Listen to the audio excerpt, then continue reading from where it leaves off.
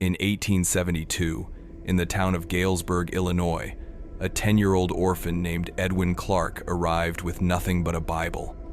A few days later, the pastor who took him in opened that Bible. What he found was not scripture.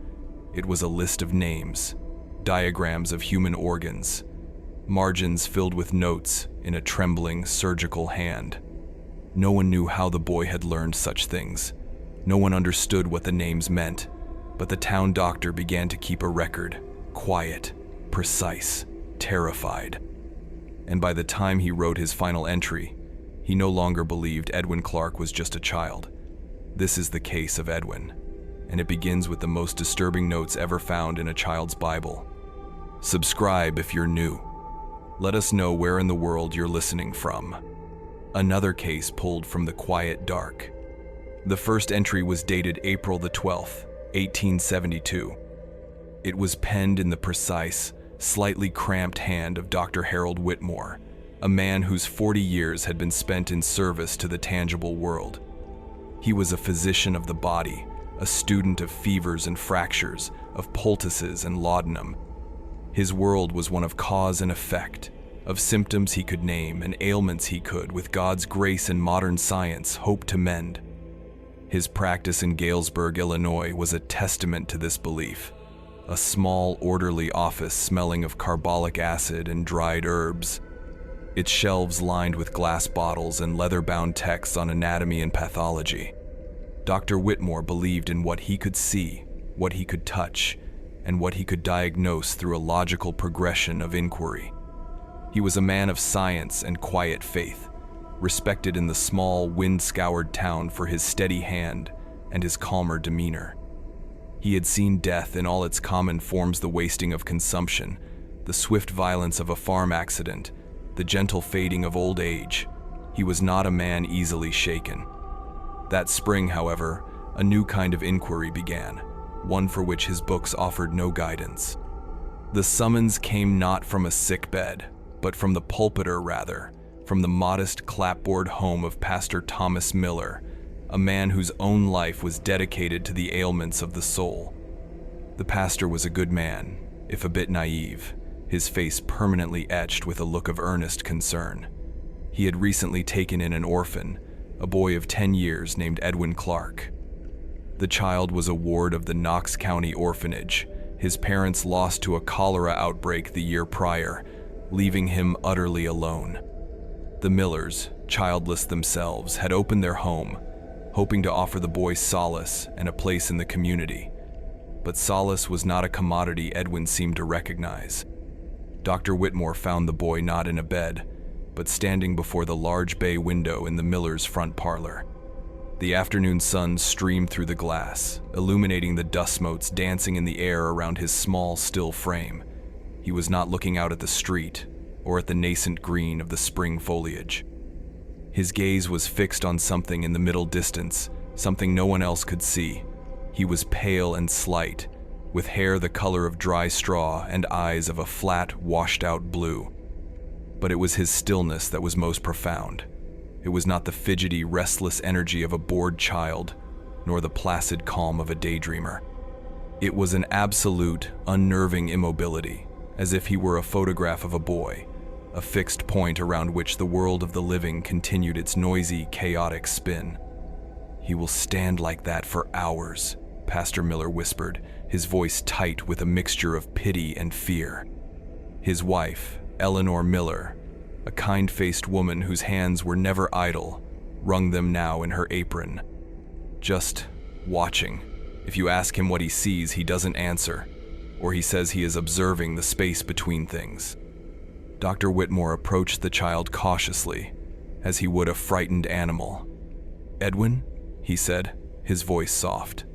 "My name is Dr. Whitmore. Your foster parents asked me to come and speak with you." The boy did not turn. His head remained perfectly angled, his body a study in vertical lines. There was no acknowledgement, no flicker of an eyelid. It was like speaking to a statue. The doctor knelt, trying to bring himself to the child's level, and it was then that he heard it, a faint, dry whisper, a continuous, monotonous stream of sound from the boy's lips. It was not a prayer. nor a song. It was a list. Names. Names the Millers had never heard, spoken with a strange, detached finality. Annalise, the boy murmured, the name barely disturbing the air. Mr. Hemlock, the child, Isaiah. They were spoken like an inventory, a calling of a roll for a class that would never convene. This was the first symptom. The second was the drawings. Eleanor Miller, her voice trembling, led the doctor to the small, sparse room they had prepared for Edwin. On the nightstand, next to a simple bed, lay a King James Bible, its leather cover worn smooth. It was a gift from the pastor, but the boy had put it to his own use. Eleanor opened it, her fingers hesitating over the pages. In the margins of Genesis and Exodus, in the pristine white space beside the Psalms, were sketches. They were rendered in faint pencil with a terrifying and impossible precision. They were not the doodles of a child, not houses or horses or stick figure people. They were anatomical diagrams. A human lung, cross-sectioned to show the bronchioles like the branches of a winter tree. A heart, complete with the aortic arch and the delicate tracery of the coronary arteries. A liver, a kidney, a spleen, each drawn with the accuracy of a surgeon's textbook. A feat utterly beyond the knowledge or skill of a 10-year-old orphan from rural Illinois. He has never seen such a book, Eleanor insisted, her eyes wide with a dread that went beyond concern for the boy's mental state. Thomas and I, we do not own medical texts. We asked him where he learned to draw such things. He looked at me, truly looked at me for the first time, and said, "I am not drawing what is, I am drawing what will be." Dr. Whitmore examined the pages, a cold knot tightening in his stomach. The detail was exquisite, the understanding of the body's internal architecture profound. It was forbidden knowledge, and it was flowing from the mind of a child as easily as breath. He closed the book, the soft thud of the cover echoing in the quiet room. He returned to the parlor, where Edwin remained at his post by the window, a sentinel on duty for a war no one else knew was being fought. The doctor performed his examination. He listened to the boy's heart, a steady, rhythmic beat. He checked for fever, for signs of malnutrition or physical abuse. He found nothing. Edwin submitted to the prodding and listening with the same passive indifference he showed to everything else, his eyes never wavering from their invisible focal point. In his ledger that evening, back in the reassuringly sane confines of his office, Dr. Whitmore made his initial notes. He wrote of profound grief, of post-traumatic shock. The loss of one's parents was a wound deep enough to fracture a young mind, to send it retreating into a world of its own making. The stillness, the whispering, the drawings, they were manifestations of this trauma, the mind's desperate attempt to impose order on an unbearable chaos. The anatomical sketches, while bizarre, could be a fixation, a way of understanding the mortal frailty that had stolen his family. It was a rational, compassionate diagnosis. He prescribed rest, a simple diet, and a mild tonic of bromide to soothe the nerves. He assured the Millers that with patience and Christian kindness, the boy would likely emerge from his shell. It was a fake resolution, a thin blanket of logic thrown over a chasm of unease, but it was the only tool he possessed. He believed, for a short while, that he was treating a grieving child. He was mistaken. He was, in fact, cataloging a predator. The weeks that followed were quiet. The spring deepened into early summer, and the corn in the fields grew tall. Dr. Whitmore was occupied with the usual concerns of his professiona, a bout of influenza, a broken arm, the delivery of a healthy baby girl to the blacksmith's wife. He thought of Edwin Clark only occasionally, with a lingering sense of professional curiosity. Pastor Miller reported little change. The boy still stood by the window. He still whispered his litanies of forgotten names. The drawings in the Bible grew more numerous and more complex. He had filled the margins of Leviticus with a detailed rendering of the human nervous system, the delicate web of nerves spreading across the page like a ghostly frost. The call came just before dawn on a Tuesday in late May. It was not the pastor's measured voice on the other end of the new telephone line, but the frantic, breathless cry of a neighbor. There had been no sound, no struggle. The neighbor, Mr. Abernathy, had gone to the miller's home to return a borrowed shovel and had found the front door ajar. Peering inside, he had seen something that had sent him running for the doctor and the sheriff. Dr. Whitmore arrived to a scene of unnatural order. The parlor was neat, the furniture undisturbed. A book of sermons lay open on a small table, a pair of spectacles resting on the page. But on the floor, arranged symmetrically on the floral rug, lay the bodies of Pastor Thomas Miller and his wife Eleanor. They were fully dressed, their limbs peacefully composed. There was no blood, no sign of violence, no mark upon their skin. Their faces were placid, their eyes closed as if in sleep, but their bodies were wrong. There was a subtle, horrifying distension to their torsos, a visible strain against the fabric of their clothing. It was as if they had been broken from the inside out. And sitting on the floor between them, his back perfectly straight, was Edwin Clark. His hands were folded neatly in his lap. His expression was one of serene detachment, his gaze unfocused, as if listening to a distant melody. He was unharmed, untouched. His shirt was clean. Sheriff Brody, a large, practical man who had known the Millers for 20 years, could only stare, his face pale. "What in God's name happened here, Doc?" Whitmore knelt, his medical bag seeming like a useless prop. He knew without having to perform a full autopsy what he would find: massive internal hemorrhaging, ruptured organs, a complete and catastrophic failure of the body's internal structures, but with no visible cause, no wound through which the damage could have been delivered. It was a medical impossibility, an effect without a cause. He looked from the bodies to the boy. Edwin's calm was the most terrifying part of the tableau. It was not the calm of shock or incomprehension. It was the calm of completion. "Edwin," Dr. Whitmore said, his voice hoarse, "what happened to them?" The boy turned his head slowly, his flat blue eyes finally focusing on the doctor. For the first time, Whitmore felt the full, unnerving weight of the child's attention. It was like being examined, weighed, and measured by something ancient and cold. "God called them home," Edwin said, his voice a simple, factual statement. "He called them home through me." He then looked down at the late pastor's chest, a flicker of what might have been academic interest in his eyes. "The pressure required to rupture the superior vena cava," he murmured, almost to himself, "is less than you might imagine." The statement hung in the air of the quiet parlor, more chilling than any scream. It was a callback to the drawings in the Bible, to the impossible knowledge hidden in the margins. This was not grief. This was not madness. This was something else. A procedure had been completed, an experiment had been concluded.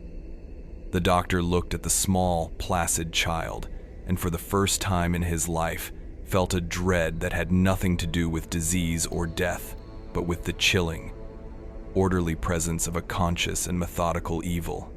It was the beginning of a file, the first data point in a study of a phenomenon that wore the face of a child.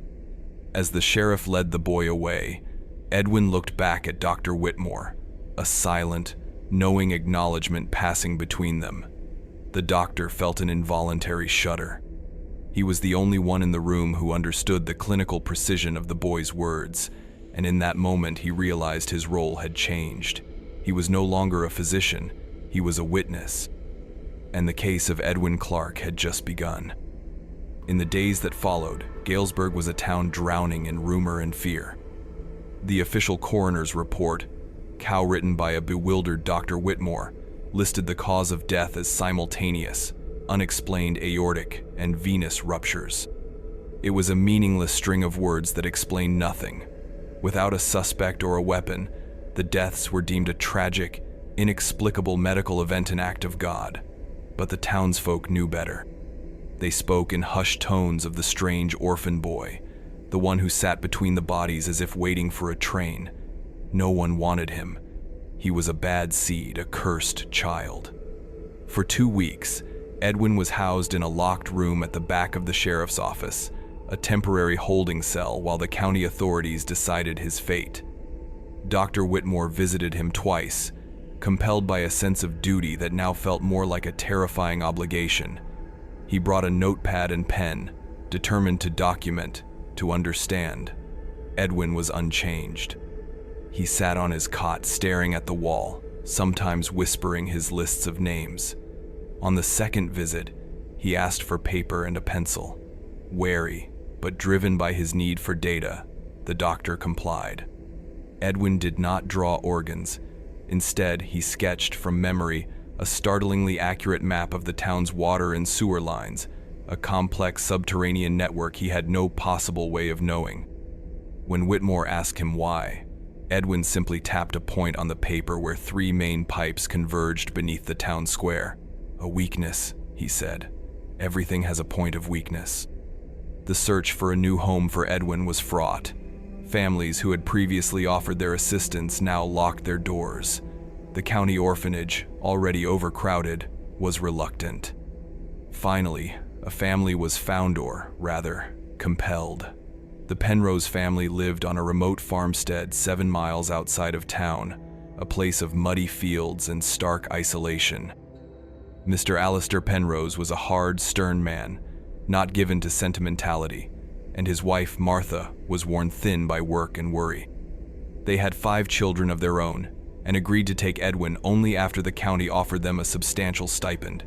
It was a transaction, not an act of charity. Dr. Whitmore drove out to the Penrose farm with Sheriff Brody the day Edwin was to be transferred. It was a bleak, windswept property, the house and barn listing slightly as if tired of fighting the constant prairie wind. Alistair Penrose met them in the yard, his face a mask of grim resignation. He looked at Edwin, who stood silently beside the sheriff, with open suspicion. "He'll earn his keep," Penrose stated, not as a promise, but as a threat. "There's no room for idlers here." Whitmore watched as Edwin was led into the house. The boy didn't look back. The doctor had a sudden, overwhelming premonition of disaster, a vision of this isolated farmhouse becoming another perfectly preserved, perfectly silent crime scene. He felt an urge to shout a warning, to tell Penrose that this was not a boy he was taking in, but a catalyst, a seed of meticulous destruction. But what could he say? That the child could kill with a thought? That he drew maps of a city's vulnerabilities in his spare time? He was a man of science, and he had no language for this. He drove back to Galesburg with the sheriff, the silence in the carriage thick with unspoken fear. He knew, with a certainty that chilled him to the bone, that he was not delivering a ward to a new home. He was delivering a weapon to its next testing ground. That night, he began a new separate ledger, bound in black leather. He titled the first page simply, "The Case of E.C." He had a feeling it was going to be a very thick book, and that its final chapter would not be written for a very long time. The farm was a closed system, a laboratory of 7 souls and 1 variable. Life on the Penrose homestead was governed by the rhythms of the sun and the soil, a relentless cycle of toil that left little room for introspection or fear of the unknown. The unknown was simply what lay beyond the next harvest, the next winter. Alistair Penrose, the patriarch, was a man carved from the same hard earth he worked, his hands calloused and his words few. He saw the world in terms of assets and liabilities, of things that produced and things that consumed. Edwin Clark to him was a mouth to feed, a body to be put to work, and his unsettling stillness was just another form of indolence that would soon be scourged from him by the hard realities of farm labor. His wife, Martha Penrose, was a ghost in her own home, a creature of mended clothes and simmering pots, her spirit worn as thin as the thread she used. She moved around Edwin with a wide, superstitious berth, as if he were a patch of bad luck she might accidentally step on. Their children were products of this environment. The eldest, Jacob, was 16, a sullen echo of his father, already possessed of a man's strength and a boy's resentments. He saw Edwin as a rival for scant resources, a pale, useless creature who did not belong. The two middle girls, Sarah and Mary, aged 12 and 11, were a single entity of whispers and shared glances, their fear of the strange boy manifesting as a cruel, cliquish exclusion. They would watch him from the hayloft, daring each other to run past him where he stood motionless in the yard, his gaze fixed on the horizon. Only the youngest, 6-year-old Daniel, showed any flicker of unguarded curiosity. He was a small, bright-eyed boy who still possessed the childhood conviction that anything silent could be coaxed into friendship. He would sometimes leave small offerings near Edwina's shiny rock, a bird's feather, a misshapen apple if making a treaty with a foreign power. Edwin never acknowledged the gifts, but they would always be gone by morning. For the first few weeks, the experiment yielded no dramatic results. Edwin was assigned chores mucking out stalls, feeding the chickens, carrying water. He performed them with a slow, detached efficiency, his movements economical and devoid of any wasted energy. He never spoke unless spoken to, and his answers were brief, monosyllabic. But his primary occupation remained the same. For hours each day, he would stand in a specific spot near the dilapidated split-rail fence, staring not at the endless expanse of corn, but at the ground, as if reading a language written in the dirt and stones. When Alistair Penrose, in a fit of frustration, demanded to know what he was looking at, Edwin replied without lifting his gaze. "The pressure points," he said softly, "where the ground is tired." Dr. Whitmore, in his office in Galesburg, recorded these second-hand accounts in his ledger. He felt a grim academic distance from the events, like a biologist observing a microbe under glass. He was waiting for a reaction, a change in the specimen. He knew it would come. The Penrose farm, with its frayed nerves and its isolation, was a far more volatile medium than the gentle piety of the Miller home. He was documenting the incubation. The first rupture in the closed system occurred in late June. It was not a person, but an animal. The Penroses owned a single, massive Berkshire boar, a prize animal that Alistair treated with more respect than he did his own children. It was his single greatest asset, a creature of immense strength and violent temperament. One morning, Jacob was sent to slop the pig and returned to the house white-faced and stammering. The boar was dead, but it was the manner of its death that defied all reason.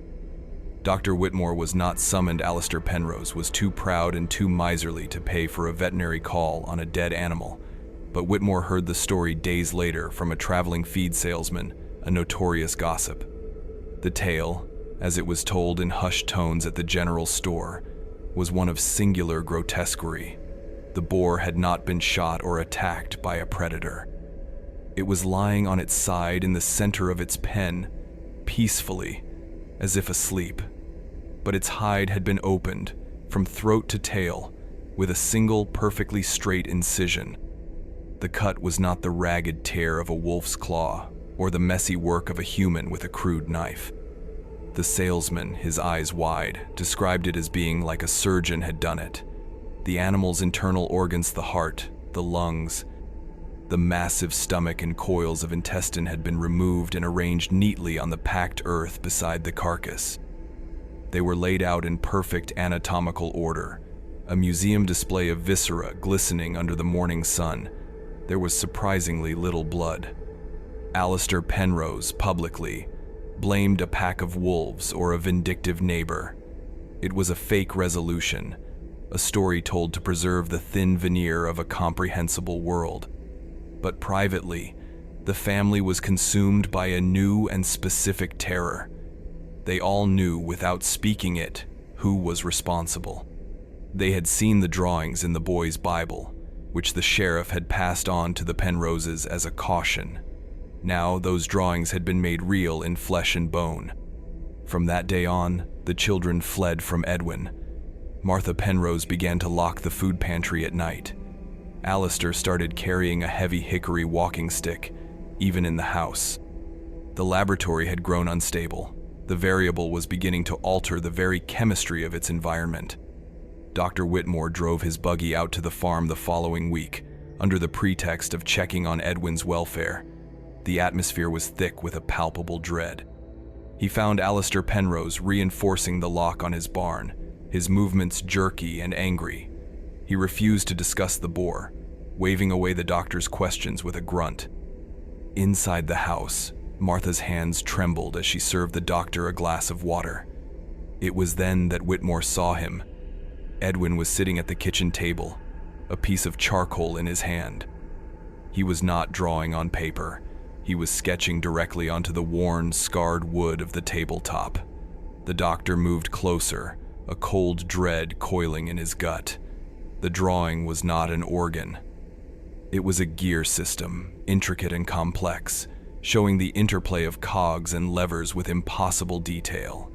Beneath it, a single word was written in a child's careful block letters: stress. "What are you drawing, Edwin?" Whitmore asked, his voice steady. Edwin looked up, his blue eyes holding the doctor's gaze. "A machine can be broken with a single grain of sand," he said, "if it is put in the right place." He then calmly wiped the drawing away with the palm of his hand, leaving a meaningless black smudge on the table. It was a teaser loop, a clear and ominous portent. He was no longer just observing weaknesses, he was diagramming how to exploit them. The grain of sand was Daniel, the youngest Penrose, the one who had offered trinkets of friendship, was the first part of the machine to fail. His disappearance was as silent and inexplicable as the deaths of the Millers. One morning in early July, Martha Penrose went to wake her youngest son and found his bed empty. It was neatly made. The window was latched from the inside. The bedroom door was shut. The heavy bar Alistair had recently installed on the outside of the door to his children's shared room was still in place. Daniel was simply gone. The farm erupted in frantic, screaming chaos. Alistair and Jacob searched the barn, the fields, the woods, their shouts growing hoarse and desperate. Sarah and Mary huddled in the kitchen, their faces streaked with tears, their earlier cruelty replaced by raw terror. Throughout the search, Edwin Clark sat on the front porch steps, watching the panic with his usual placid detachment. When a hysterical Martha seized him by the shoulders, shaking him and screaming, "Where is he? What did you do?" The boy simply looked at her hands on his arms until she recoiled, as if burned. He offered no denial, no comfort, no explanation. Sheriff Brody was summoned, and soon the farm was swarming with neighbors, a makeshift search party combing the cornfields, their lanterns bobbing like fireflies in the twilight. Dr. Whitmore arrived as well, his black ledger now feeling less like a scientific record and more like the testament of a prophet of doom. He ignored the frantic search and went directly to Edwin, who had not moved from the porch. The doctor knelt before him, the sounds of the search party a distant, meaningless noise. "Edwin," he said, his voice low and urgent, "a boy is missing, a child. Where is Daniel?" For a long moment, Edwin was silent. He looked at the doctor, and his expression held not a trace of malice, but something far more disturbing, a profound and ancient weariness. He seemed to be weighing a complex equation. Then he raised a small, pale hand and pointed, not toward the fields or the woods or the road. He pointed down at the damp, packed earth beneath their feet. He pointed toward an old, stone-lined well near the side of the house, a relic from the original homestead that had been boarded over for years. "He wanted to see the quiet," Edwin whispered, his voice as soft as dust. "So I showed him the shape of it." Whitmore felt the air leave his lungs. He remembered the diagram of the town sewer system Edwin had drawn in his cell, the notation of a weakness. He remembered the boy staring at the ground, reading the pressure points. It was a callback, a ghastly connection snapping into place. The well, a point of weakness on the farm, a place of deep, dark quiet. He turned and ran toward the well, shouting for the sheriff, for Alistair, for anyone with a crowbar. The men converged, their faces grim in the lantern light as they tore at the weathered, heavy planks that sealed the opening. The wood splintered, groaning in protest. As the last board was wrenched away, a wave of cold, stagnant air rose from the blackness below, carrying with it the smell of damp stone and something else, something foul and final. Alistair Penrose pushed his way to the front, holding a lantern over the dark mouth of the well. The light fell upon the water 50 feet below, and upon a small pale shape floating just at its surface. It was Daniel's nightshirt, but there was no sign of the boy himself. The sheriff and 2 other men rigged a rope and pulley, lowering a grappling hook into the darkness. They dragged the bottom for nearly an hour, their movements silhouetted against the rising moon. They pulled up silt and rotting leaves and lengths of rusted chain. They found nothing. It was as if the boy had dissolved into the water. Defeated and covered in mud, they ceased their efforts for the night, leaving the well as a gaping black wound in the yard. Dr. Whitmore stood apart from the grieving family, his gaze locked on the house. In the kitchen window, illuminated by a single lamp, he could see Edwin Clark. The boy was back at the table, a piece of charcoal in his hand. He was drawing again. Whitmore walked back to the house, his boots heavy with mud and dread. He peered through the window. Edwin was not sketching a gear, or an organ, or a map. He was drawing a face. It was the face of a child, but the eyes were hollowed out, the mouth open in a silent circle. It was Daniel. And beneath it, Edwin was meticulously sketching the complex root system of a great oak tree, its tendrils spreading out, weaving through the soil, wrapping around something unseen in the deep, dark earth. He was not drawing what was, but what would be. The drawing wasn't a portrait of a lost child. It was a diagram of a burial.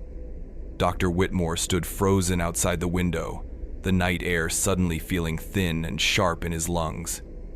The lamplight cast a warm, domestic glow on the scene within, a terrible contrast to the cold blueprint of atrocity being rendered on the tabletop.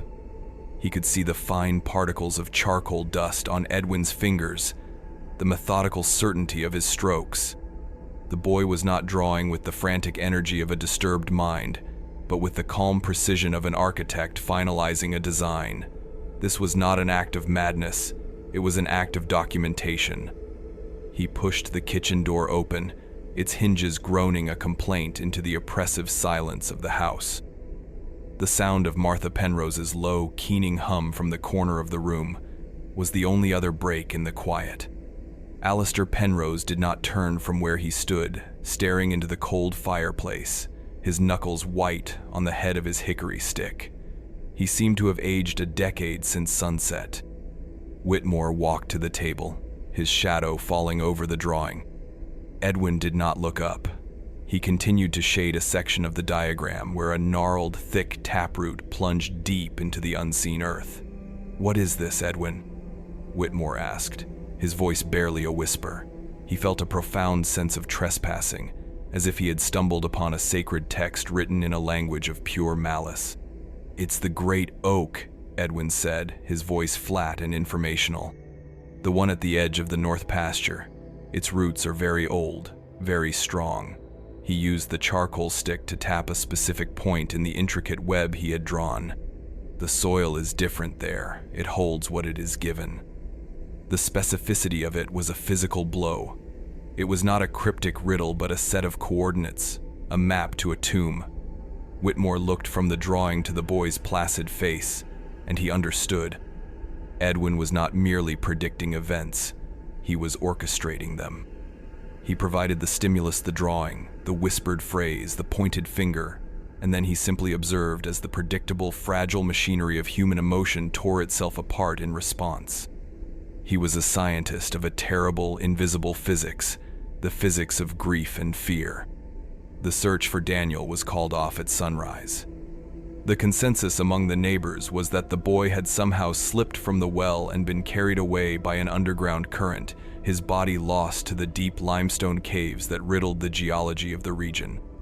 It was another fake resolution, a story the town could tell itself to close the book on the horror.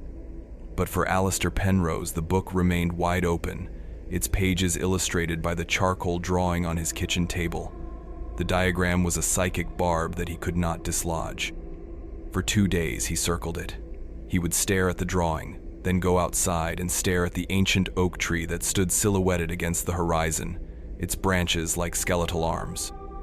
The tree had been there for a century, a landmark, a silent witness to seasons of planting and harvest.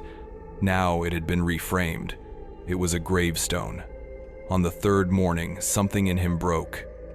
He took a shovel and a heavy felling axe from the barn and marched toward the north pasture. Jacob, his face sullen with exhaustion and fear, was ordered to follow with a pickaxe. Martha watched them go from the doorway, her face as blank as a sheet of paper. Dr. Whitmore, who had been unable to bring himself to leave the farm, observed from a distance, his black ledger open on his knee. He felt a grim duty to see the experiment through to its conclusion, to record the inevitable, catastrophic reaction. The work began. Alistair Penrose attacked the earth at the base of the great oak with a savage fury. He was not digging a hole, he was waging war on the ground itself. Chunks of soil and grass flew through the air. When his shovel struck the first thick root, a sound like a pistol shot cracked in the quiet morning. He seized the axe and began to hack at it, the blade thudding into the dense, ancient wood. Sweat poured down his face, mingling with tears of rage and grief. Jacob worked beside him, his movements sluggish, resentful. He was a boy forced to participate in his father's descent into madness. "Faster!" Alistair would roar, his voice raw. "He's down there. The little devil put him down there, and we're going to dig him out." "There's nothing here, Pa," Jacob muttered, his shoulders slumped. "It's just a tree." The denial sent Alistair into a fresh frenzy. He turned on his son, his eyes wild. "Are you with him? Did he whisper to you too?" He gestured back toward the house, where Edwin could be seen standing at the kitchen window, watching, the silent catalyst, the unmoved mover. "He's watching us. He's waiting for us to give up. We will not give up." The sun climbed higher, beating down on the two figures as they toiled. The hole grew wider, deeper, a ragged wound in the earth littered with severed roots that bled a pale, sticky sap. The tension between father and son became a palpable thing, as thick and heavy as the humid summer air. It was the stress that Edwin had diagrammed on the table, the precise pressure applied to the weakest gear in the family machine. Around noon, the gear shattered. Alistair, hacking at a particularly stubborn root, swung his axe high. Jacob, bent over with the pickaxe, chose that moment to straighten up, to wipe the sweat from his eyes. It happened in a sickeningly fluid motion, the downward arc of the heavy steel, the boy's movement, the intersection of the two. There was a wet, percussive sound, and Jacob crumpled to the ground without a cry, his hand flying to the side of his head, where a deep, crescent-shaped gash was suddenly blossoming with crimson. Alistair Penrose stared, the axe falling from his grasp. He looked at his son lying in the dirt, at the blood seeping into the soil and darkening the pale wood of the severed roots. He looked at the house, at the small, still figure in the window.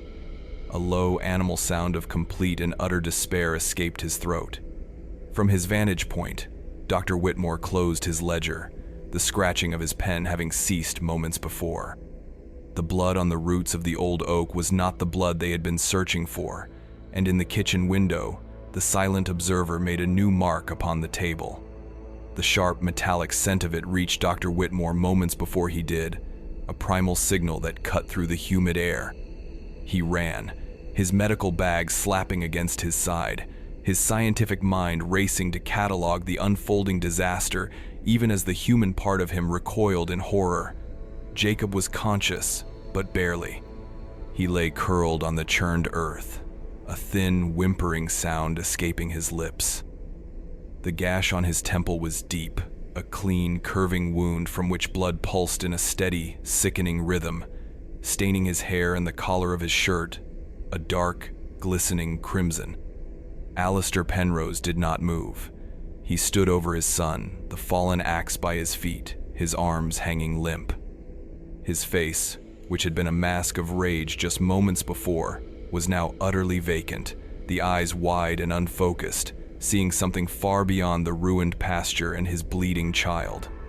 He was a machine that had been pushed past its breaking point, every gear stripped, every spring broken. The single grain of sand, as Edwin had called it, had brought the entire apparatus to a catastrophic halt. From the farmhouse, a screen door slammed. Martha Penrose, followed by the two terrified girls, ran into the yard, their bare feet stumbling on the rough ground. Martha stopped short at the edge of the pit, her hands flying to her mouth, but no scream came. There was no sound left in her.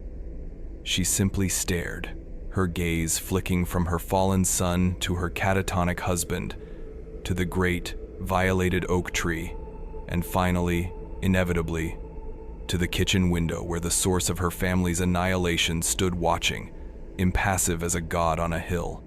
Bandages, clean cloth, and water. Whitmore's voice was a harsh crack in the tableau of silent misery.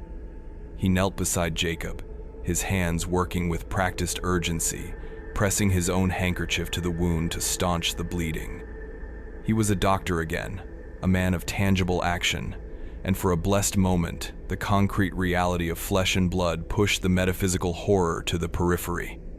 Sarah and Mary, jolted from their fear, ran back to the house. Martha sank to her knees, her empty eyes fixed on her husband's face, her low hum resuming its tuneless, heartbreaking melody. When the girls returned, Whitmore worked quickly, cleaning the wound as best he could, and binding Jacob's head with a tight pressure bandage. The boy needed stitches and rest, and to be taken far away from this poisoned ground. "We have to get him to my surgery," he said, looking up at Alistair. "Help me carry him to the buggy." Alistair did not respond. He had not moved a single inch. His eyes were locked on the house. Whitmore followed his gaze. The figure of Edwin was gone from the window. The doctor felt a fresh spike of cold fear. He rose, leaving Jacob in the care of his trembling sisters, and strode toward the house, his boots crunching on the gravel path. He had to retrieve the variable from the experiment. He could not leave it here to continue its work. He pushed open the kitchen door. The room was empty. The oppressive afternoon heat was trapped within its walls, thick with the scent of boiled potatoes and something else, the faint, dry smell of charcoal. On the table, the smear of the gear diagram was gone. In its place was the horrifying portrait of Daniel, his face half obscured by the root system of the oak. And beside it was the new mark, the one Edwin had been making as Jacob fell. It was another schematic, rendered with the same impossible architectural precision. Whitmore leaned closer, his blood running cold. It was the floor plan of the Galesburg one-room schoolhouse. He recognized the layout instantly, the single large classroom, the cloakroom, the teacher's small office in the back. Dozens of small circles representing the students were scattered across the diagram. Several were marked with a faint X. And there, in the center of the room, Edwin had drawn a detailed cross-section of the old pot-bellied iron stove that heated the building, its flue pipe rising to the ceiling. Beside the drawing of the stove, a single spidery arrow pointed to the rusted latch on its iron door, and next to it was a familiar, chilling annotation, a point of weakness. A floorboard creaked behind him. Whitmore spun around. Edwin stood in the doorway to the small pantry, holding a tin cup of water. He looked at the doctor, then at the drawing on the table, and his expression was one of mild, academic inquiry. There was no guilt, no fear, only the placid patience of a researcher waiting for an observer to grasp the obvious. "The metal is fatigued from the heat," Edwin said, his voice a calm, instructional monotone. "It expands and contracts, year after year. The latch pin is worn. With the right vibration, at the right temperature, it will fail." Whitmore stared at him, speechless. This was not a child. This was a monster wearing a child's skin, a creature that saw the world not as a place of people and feelings, but as a series of interlocking systems, all waiting to be analyzed, stressed, and broken. The deaths of the Millers, the disappearance of Daniel, the bloody tragedy in the pasture, they were not acts of passion or rage. They were proofs of a theorem. And now, a new hypothesis had been laid out on the table. "You are coming with me," Whitmore said, his voice dangerously low. He grabbed Edwin by the arm, his fingers tightening on the boy's thin bicep. The flesh was cool, unresponsive. Edwin did not resist. He simply dropped the tin cup, its clatter on the floorboards a sharp, metallic sound in the heavy silence, and allowed himself to be led from the house. The journey back to Galesburg was a surreal nightmare. Jacob lay pale and mostly unconscious in the back of the buggy, his bandaged head lolling with every rut in the road. Edwin sat beside Dr. Whitmore on the driver's bench, perfectly still, his small hands folded in his lap, his gaze fixed on the road ahead. The silence between them was a living thing, a palpable pressure. Several times, Whitmore opened his mouth to speak, to demand, to scream the one-word question that burned in his soul. Why? But the words would not come. What was the point of asking a hurricane why it blows, or a plague why it spreads? Instead, he drove, his knuckles white on the reins, his mind replaying the sequence of events. He saw the drawings in the Bible, a callback to the first time he had felt this specific dread. He saw the impossible deaths of the Millers, the map of the town's water lines, the boar laid out like a biological specimen, the drawing of the oak tree's roots. It was a chain of causality, a series of lessons. Edwin was not just a destroyer, he was a student, and his subject, Whitmore realized with a sickening lurch in his stomach, was the anatomy of ruin. He was learning how things fall apart: a body, a family, a farm, and now, a school. When they reached the edge of town, the sight of familiar buildings, the steeple of the Presbyterian church, the solid brick facade of the general store offered no comfort. They seemed fragile, temporary, their weaknesses suddenly, horribly apparent. Whitmore saw not a town, but a collection of pressure points, a system of flawed latches and tired foundations. He was beginning to see the world through Edwin's eyes, and it terrified him. He took Jacob directly to his small surgery behind his office, laying him on the examination table. The news of the incident at the Penrose farm had preceded them, carried by some unseen current of gossip and dread. Within the hour, Sheriff Brody was at his door, his face a grim mask of weary authority. "What happened out there, Harold?" the sheriff asked, his voice low as he looked at the unconscious boy on the table. Whitmore, his hands shaking as he threaded a surgical needle, told him everything. He spoke of the well, the drawing of the oak tree, Alistair's maddened digging, the accident with the axe. And then, his voice dropping even lower, he told him about the new drawing on the kitchen table, the schoolhouse, the stove, the chillingly technical prediction. Sheriff Brody listened, his expression growing darker with every word. He was a practical man, a man who dealt in fistfights and stolen livestock. This story of malevolent drawings and psychological puppetry was outside the borders of his world, but he had seen the parlor at the Millers' home. He had seen the terror in the eyes of the Penrose girls. He looked at Edwin, who sat on a stool in the corner of the surgery, as still and silent as a piece of furniture. "That's it," Brody said, a note of finality in his voice. "I don't know what devil has hold of this boy, and I don't care. He can't stay here. No family will take him. The town won't stand for it. We'll have a panic on our hands. I'm wiring the state asylum at Peoria tomorrow. They can deal with him." It was the only logical solution. Institutionalization, a place of walls and locks where the variable could finally be contained. A sense of profound, exhausted relief washed over Dr. Whitmore. It was over. The experiment was concluded. He could go back to being a simple country doctor. It was another fake resolution, the most dangerous one yet, for it allowed him to believe, for one fragile night, that the problem could be solved by brick and mortar. Later that evening, after Jacob was stitched and resting, and Edwin was secured in the same holding cell he had occupied before, Dr. Whitmore sat in his office, the black ledger open before him. The gas lamp hissed softly, casting long shadows on the walls. With a trembling hand, he attempted to replicate the drawing he had seen on the Penrose table, sketching the floor plan of the schoolhouse from memory. He drew the stove, the pipe, the flawed latch. The image stared up at him from the page, a prophecy waiting to be fulfilled. He locked the ledger away that night, but he could not lock away the image of the drawing, the carefully rendered diagram of the schoolhouse, with its single, chilling annotation written beside the flue of the old iron stove, a point of ignition. The image stared up at him from the page, a prophecy waiting to be fulfilled. He locked the ledger away that night, but he could not lock away the image of the drawing, the carefully rendered diagram of the schoolhouse, with its single, chilling annotation written beside the flue of the old iron stove, a point of ignition. Sleep offered no escape.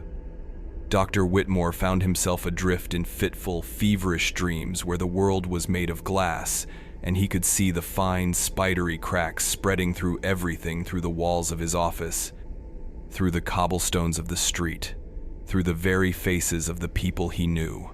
He saw the intricate hidden architecture of collapse in all things, a world of stress points and structural fatigue. He was trapped in Edwin's worldview, a prisoner of a forbidden knowledge he had never sought. He awoke before dawn, the collar of his nightshirt damp with sweat. The schoolhouse diagram burned onto the back of his eyelids. The decision to institutionalize Edwin Clark was met with a collective sigh of relief from the town of Galesburg. It was a neat and tidy solution to a problem that defied neatness and tidiness. The boy was mad. They told each other over fences and at the general store counter. The trauma of losing his parents had unhinged him. The terrible events that followed were the tragic, chaotic spillage of a broken mind. This was the story they agreed upon, the official narrative that allowed them to mend the tear in their reality. To them, Edwin was a problem to be removed, not a phenomenon to be understood. Only Dr. Whitmore felt the cold hollowness of this public consensus.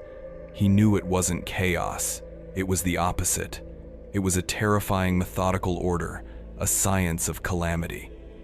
The asylum at Peoria, with its barred windows and its staff of overworked attendants, was not a solution. It was merely a new laboratory, a larger, more complex system for Edwin to observe and dissect. Driven by a gnawing dread he could not articulate even to himself, Whitmore went to the schoolhouse that morning.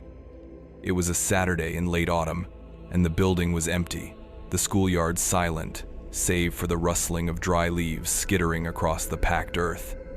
The air had a sharp, cold edge to it, a promise of the coming winter. He found the janitor, an old man named Mr. Peterson, sweeping leaves from the front steps. With a mumbled excuse about checking the building's ventilation ahead of the cold season, Whitmore let himself inside. The single, large classroom smelled of chalk dust, oiled floorboards, and the faint, sweet scent of apple cores discarded in the waste bin. Sunlight streamed through the tall windows, illuminating the rows of empty wooden desks, their surfaces scarred with the carved initials of generations of children. It was a place of innocent, orderly learning. But as Whitmore's eyes fell upon the pot-bellied stove in the center of the room, the image from Edwin's drawing superimposed itself over the reality. He ran his hand over the cast iron. It was cold to the touch. He examined the flue pipe, tracing its path to the ceiling. It seemed solid enough. Then he knelt and looked at the latch on the heavy feed door. It was just as Edwin had drawn it, a simple iron pin, worn smooth and shiny from years of use, resting in a shallow housing. It looked flimsy, inadequate, a point of weakness. He jiggled the handle. The latch held, but there was a looseness to it, a subtle give that sent a shiver down his spine. He imagined the stove roaring with heat, the metal expanding, the vibrations of 40 children shifting in their seats. He could almost hear the faint click as the worn pin slipped free. His mind, conditioned by years of medical diagnosis, began to follow the chain of events. A failed latch, a door swinging open, a shower of red-hot coals spilling onto the dry, oiled floorboards. He looked at the floor around the stove, at the proximity of the wooden desks, the stacks of paper and books, a point of ignition. He felt a wave of nausea. It was not a possibility.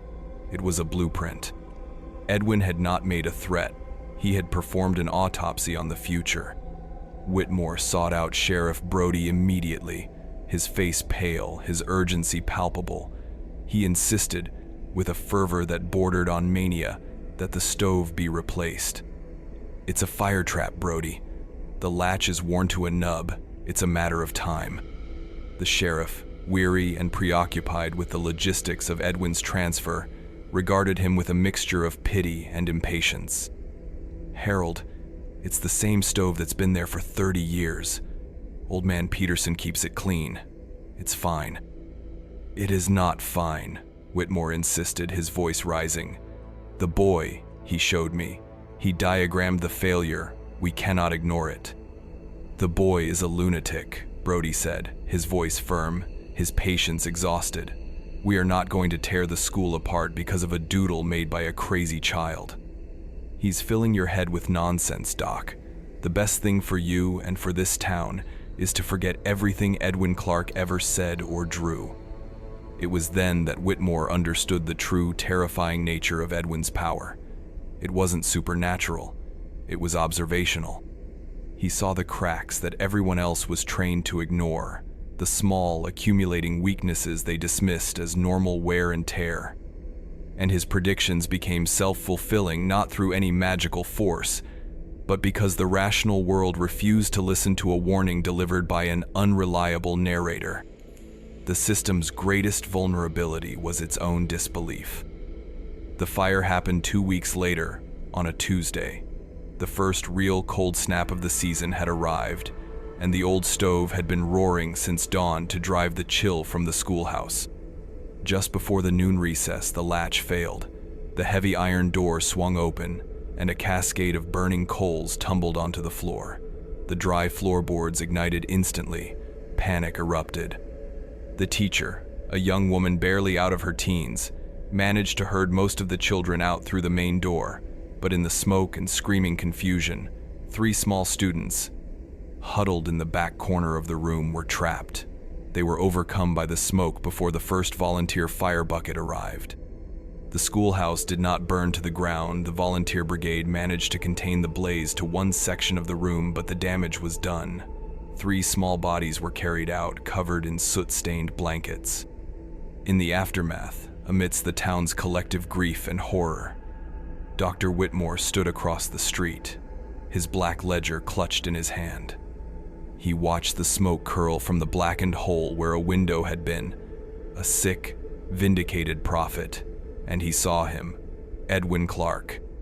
He was standing with Sheriff Brody near the cordon, having been brought from his cell to witness the scene.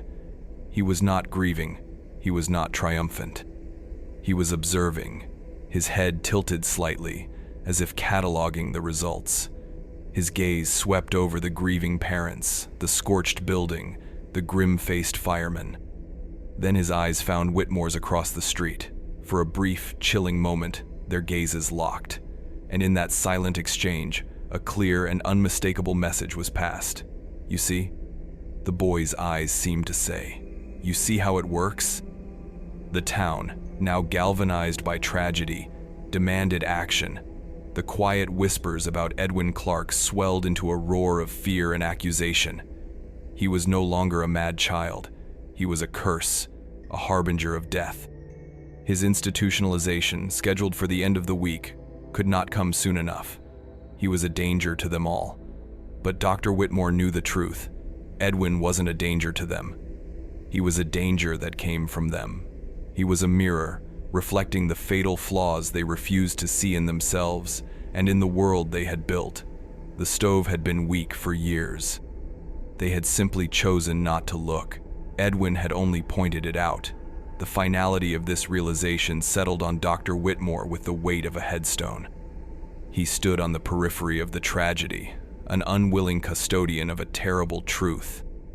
The townsfolk of Galesburg needed a monster, a focal point for their grief and fear, and the silent, staring boy in the sheriff's custody was the perfect vessel. They called him a devil, a witch, a soulless thing. But Whitmore knew that the devil wasn't in the child. It was in the details, in the tiny, overlooked imperfections of the world that Edwin saw with such horrifying clarity. The boy was merely a lens, concentrating the diffuse, ambient weaknesses of a complacent world into a single, searing point of failure. The night before Edwin's scheduled transfer to the state asylum in Peoria was thick with an unseasonable fog. It rolled in from the river, blanketing Galesburg in a shroud of gray, muffling sound and blurring the familiar lines of the town into a ghostly landscape. It seemed a fitting atmosphere for the end of the affair. Dr. Whitmore sat in his office, the gas lamp hissing, unable to concentrate on his medical journals. His mind kept returning to the holding cell at the back of the sheriff's small brick building, to the boy sitting on the cot, waiting. He felt an inexplicable compulsion, a final duty to see the subject one last time before it was removed from his study. He found Sheriff Brody at his desk, staring into a cup of cold coffee, the paperwork for the transfer spread out before him. The sheriff looked haggard, the schoolhouse fire having carved new lines of exhaustion into his face. "Come to say your goodbyes, Doc?" he asked, his voice rough. "I need to speak with him," Whitmore said. "It wasn't a request." Brody sighed, running a hand over his face. "I don't know why. The boy is a black hole, Harold. There's nothing in there." But he took the ring of keys from his belt and led the doctor down the short, dim hallway to the cell. The air grew colder here, smelling of damp stone and disinfectant. Edwin was exactly as Whitmore had pictured him, sitting on the edge of the narrow bed, his back ramrod straight, his hands folded. He was not looking at the wall, but at the small barred window, though the dense fog rendered the outside world a featureless gray void. He seemed to be studying the very texture of the obscurity. He did not turn as the heavy door creaked open. "I've left you alone," Brody said from the doorway. 5 minutes. The door clanged shut, and the bolt slid home with a heavy final sound. For a long moment, the only sound was the faint dripping of water somewhere in the building's old plumbing. Whitmore did not approach. He stood just inside the door, observing the boy, his final data point. He had come with 100 questions, but now, in the cell's oppressive quiet, they all seemed useless, irrelevant. Asking Edwin why was like asking a lens why it focuses light. It was Edwin who broke the silence, his voice soft, yet carrying with absolute clarity in the small space. He did not turn his head. "You were the only one who asked the right questions," he said. The statement was so unexpected, so direct, that it took Whitmore a moment to process. It wasn't a confession. It wasn't a taunt. It was a statement of fact, an acknowledgement of a shared, terrible perception. The right questions weren't about motive or morality. They were about mechanics, about cause and effect, about the precise point at which a system, any system, is designed to fail.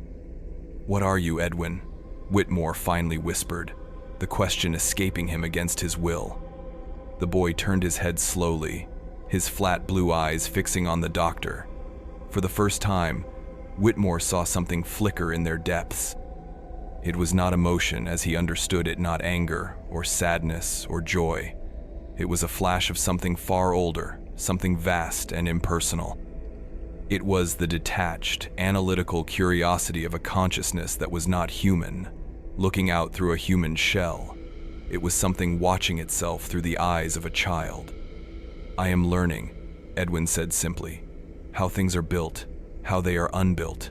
He gestured with a slight nod toward the barred window. "This lock is strong, the hinges are new. The stone is thick." He paused, and a faint, almost imperceptible smile touched the corner of his lips. "But the man who brings my meals is afraid of storms. His daughter was struck by lightning 2 years ago. The sky makes his hands shake." Whitmore stared, a new and profound horror dawning on him. Edwin was not analyzing the physical properties of the cell. He was analyzing the psychological weaknesses of its keeper. He was diagramming the vulnerabilities of the human system that surrounded his physical cage. He saw the guard not as a man, but as a faulty component, a gear with a hairline fracture of grief and fear. The 5 minutes were up. The bolt slid back, and Sheriff Brody opened the door. "Time's up, Doc." Whitmore backed out of the cell, his eyes never leaving Edwin's. The boy had turned back to the window, his brief moment of engagement over.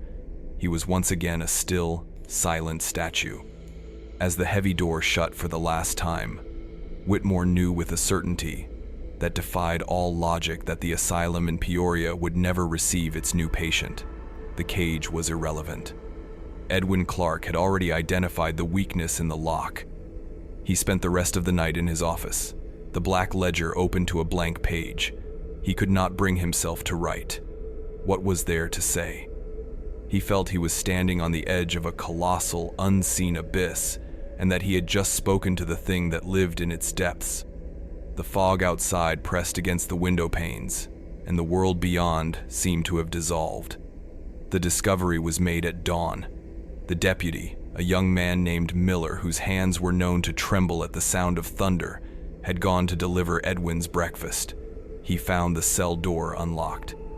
The key was still on the ring on Sheriff Brody's desk, untouched. The cell was empty. There was no sign of forced entry, no broken window, no displaced stones. Edwin Clark had simply vanished. He had slipped through the cracks in the system, not the cracks in the wall. All that remained was a single sheet of paper, torn from the doctor's own ledger, sitting in the center of the neatly made bed. On it, in a steady child's hand, was a single sentence. Sheriff Brody handed the note to Whitmore later that morning, his face a grim mask of disbelief and defeat. Whitmore recognized his own watermarked paper, the familiar feel of the linen blend. He read the words that Edwin had spoken to him in the cell, now codified in graphite. "You were the only one who asked the right questions." It was a final report, a salutation, a graduation. Edwin Clark was never found. A statewide search turned up nothing. It was as if the fog had swallowed him whole, absorbing him back into the obscure fabric of the world. For a time, he became a local ghost story, a cautionary tale whispered to misbehaving children. But as the years passed, the memory of the strange orphan boy faded, buried beneath new seasons and new concerns. The town of Galesburg healed, its collective memory scarring over the impossible events of 1872. But for Dr. Harold Whitmore, the case was never closed. The black ledger remained on his desk, a constant, silent companion. He was the sole archivist of Edwin's brief, catastrophic passage through their lives. He thought for a while that the silence was the end of it. He was wrong. The first letter arrived 3 years later, in the autumn of 1875. It was postmarked from a small, muddy river town in Missouri called St. Genevieve. The envelope was plain, the address written in a neat, anonymous script. Inside was a single sheet of paper, a page torn from a book.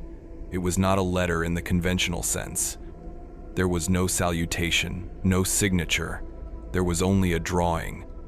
It was a diagram of a ferryboat steam boiler, rendered with the familiar, terrifying precision he knew so well. Arrows pointed to specific rivets, to a section of welded seam, with notations written in the margins in that same, steady, childlike hand. Metal fatigue due to thermal stress, vibrational resonance at high pressure. At the bottom of the page, a single sentence. A sudden change in temperature will produce the desired result. 2 weeks later, Whitmore read a small article in the back pages of the Chicago Tribune. A ferryboat, the Morning Star, had suffered a catastrophic boiler explosion while crossing the Mississippi near St. Genevieve. 27 people were dead, lost to the blast, or drowned in the churning, muddy water. The cause was under investigation, but authorities suspected a faulty valve or a flaw in the boiler's construction. Whitmore sat in his office, the newspaper clipping in one hand, the diagram in the other. A cold, profound dread filled him. The silence had ended. The correspondence had begun. Edwin was no longer just a student of failure. He was now a practicing engineer, and his work was expanding. He was not simply dangerous. He was methodical, and he was still learning. The arrival of the diagram from St. Genevieve transformed Dr. Whitmore's existence. The Black Ledger was no longer a historical record of a closed case.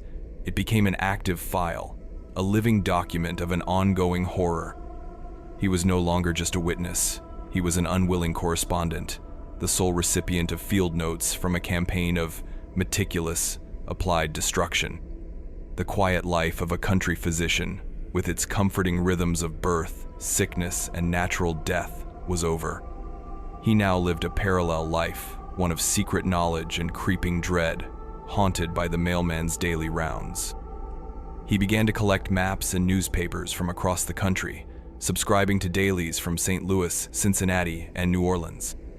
His office, once a tidy sanctuary of medical science, slowly filled with the paraphernalia of his secret obsession. He became a cartographer of catastrophe, searching the small print articles for news of unexplained disasters, of sudden, inexplicable failures. He looked for the signature of his correspondent. Events characterized by a lack of visible cause, a shocking efficiency of ruin, and a profound, chilling order in their aftermath. The letters arrived intermittently, without pattern or warning.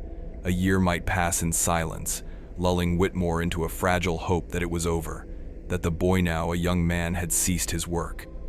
But the silence would always be broken. In 1878, a letter postmarked from a mining town in the Colorado Rockies arrived. It contained a detailed geological survey of a specific mine shaft, showing a hidden fault line in the rock and predicting its collapse under the precise vibrational frequency of a new, larger steam drill being installed. 6 weeks later, the Silver Queen mine collapsed, entombing 40 miners. The official report blamed an unforeseen geological anomaly. Whitmore knew better. He knew it had been foreseen. He filed the drawing in his ledger next to the newspaper account, his hand shaking. In 1881, a page torn from an architectural journal arrived from Boston. It showed a cross-section of a new 5-story textile mill, a marvel of modern industrial design. Edwin's annotations were sparse, focusing on the load-bearing capacity of the cast-iron support columns. He had drawn a tiny, almost invisible crack at the base of a central pillar on the ground floor. The note beside it read, "The resonant frequency of the looms on the 4th floor will amplify the structural flaw. The failure will be sequential." The a cappella singing of the young female workers during their lunch break, Edwin noted in a chilling addendum, would provide the precise harmonic trigger. 9 months later, the Pemberton mill collapsed in on itself during the noon hour, killing over 100 workers, most of them young women and girls. The sound of their singing was the last thing anyone heard before the thunderous roar of the failure. With each new dispatch, Whitmore felt his sanity fraying at the edges. He was trapped in a one-way conversation with a phantom. He was the only person on Earth who knew that these seemingly random tragedies were, in fact, deliberate, calculated acts of a single, brilliant, and malevolent mind. The knowledge was a poison, isolating him from the world. How could he walk through his town, greet his neighbors, and treat their simple ailments when his mind was filled with diagrams of exploding boilers and collapsing buildings? He saw the hidden flaws in everything: the cracked beam in the roof of the church, the rusted axle on the farmer's wagon, the frayed rope on the well bucket. The world had become a web of potential failures, a vast machine slowly shaking itself to pieces, and he was the only one who could see the blueprints. He tried, once, to act. after receiving a particularly disturbing diagram detailing the structural weaknesses of a railway trestle over a deep ravine in Pennsylvania, he sent an anonymous telegram to the railroad company, warning them of an imminent danger. He described the specific vulnerability of the bridge's central truss, using the exact terminology from Edwin's notes. He received no reply. A week later, he read that the company had dismissed the warning as the work of a crank or a disgruntled former employee. They dispatched a junior engineer who gave the trestle a cursory visual inspection and declared it sound. 3 months later, the midnight express train, loaded with passengers, plunged into the ravine when the trestle gave way. The death toll was staggering. The failure of his intervention plunged Whitmore into a profound despair. He was powerless. His knowledge was a curse, not a tool. He was like Cassandra, doomed to see the future, but never to be believed. To the world, he was just a country doctor. If he came forward with his ledger, with his collection of anonymous, postmarked apocalypses, they would not see him as a prophet. They would see him as an accomplice, or worse, a lunatic. They would lock him away in the same sort of asylum they had intended for Edwin, and the work would continue, unobserved. So he retreated into his role as archivist. He stopped trying to intervene. He simply collected and documented and waited for the next letter, the next piece of the horrifying puzzle. He aged beyond his years, his face growing gaunt, his eyes taking on a haunted, distant look. The people of Galesburg grew accustomed to their doctor's eccentricities, his reclusiveness, his strange subscriptions to out-of-state newspapers. They attributed it to the loneliness of a widower's life, his wife having passed from influenza years before the Clark affair and the accumulated stress of his profession. They saw a sad, aging man. They did not see a man engaged in a long-distance, decade-spanning chess match with the devil, where the world was the board and human lives were the pawns. The nature of the dispatches began to change in the late 1880s. The diagrams grew more complex, the scope of their subjects widening. Edwin was moving beyond simple engineering and geology. He was beginning to study more complex systems. A letter from New Orleans contained not a diagram, but a detailed analysis of the city's cotton market, showing how a combination of falsified shipping manifests and a deliberately started warehouse fire could trigger a financial panic that would ruin a specific consortium of investors. Another, from Chicago, mapped the spread of a typhoid outbreak, not through the water supply, but through a city's social and political networks, showing how a single, well-placed rumor could cripple the public health response and maximize the death toll. Edwin was no longer just breaking things. He was breaking systems of trust, of commerce, of society itself. He was moving from the physics of materials to the physics of human behavior. This escalation terrified Whitmore more than anything that had come before. A collapsing bridge was a finite event, a collapsing economy, a collapsing society. These were horrors without end. He realized that Edwin's learning had an objective. He wasn't just a vandal. He was building towards something, a final thesis, a masterwork of ruin. In the spring of 1889, 17 years after Edwin Clark had vanished from his cell, a package arrived. It was heavier than the usual letters, a small flat box wrapped in plain brown paper, postmarked from New York City. Whitmore's hands trembled as he cut the twine. Inside, cushioned in cotton batting, was not a drawing, but a book. It was a slim volume, bound in dark, unmarked leather.